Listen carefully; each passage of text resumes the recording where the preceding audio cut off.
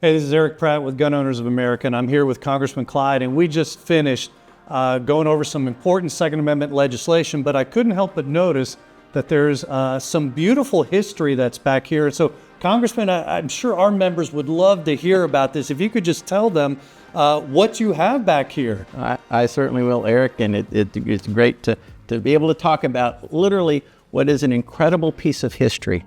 This gun back here, as you will see, it is a belt-fed, a water-cooled belt-fed machine gun. It is completely live. It is mine. I got it and bought it in 2004. But this particular piece of history is called the Woodrow Wilson gun.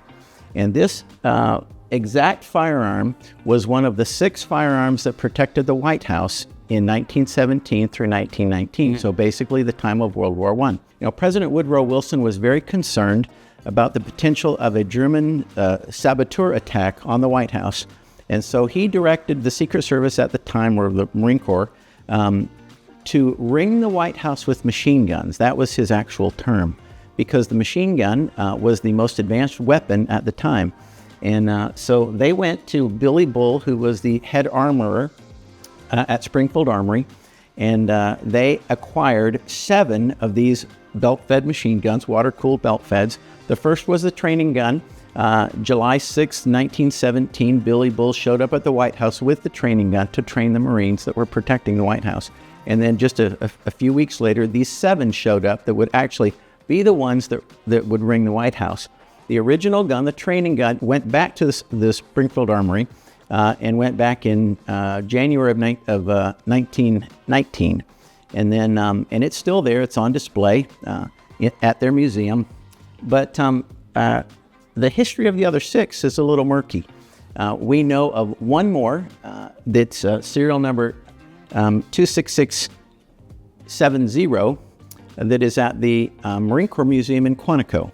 But then 2668, which is this particular gun right here, showed up in 1968 during the amnesty. And this is the only gun in civilian hands that we know of that is still in its original configuration. One of the amazing Woodrow Wilson guns. The author of the book, The Grand Old Lady of No Man's Land, actually talks about this this gun in his book. And so when I brought this to his attention, he was just amazed that one actually is in civilian hands, and he documented this particular gun for me as one of the Woodrow Wilson guns. And so 100 years ago, this gun was here in Washington, D.C. at the White House, and now 100 years later, it's back, but it's on Capitol Hill. So that's kind of the story of this particular firearm. And I thought it would be pretty neat to bring it back. And so here it's in my office. Well, Congressman, thank you so much for that history lesson. You heard it here first. Exciting stuff. So if you're ever in town, and especially if you're from Georgia, come by and take a visit. We get a lot of folks, a lot of constituents from the 9th District, and they come in and they see this and they say, well, can we get a picture with the gun in the picture? And absolutely, folks are welcome to do that. Thank you, Eric. All right. Thank you, sir. Yes, sir.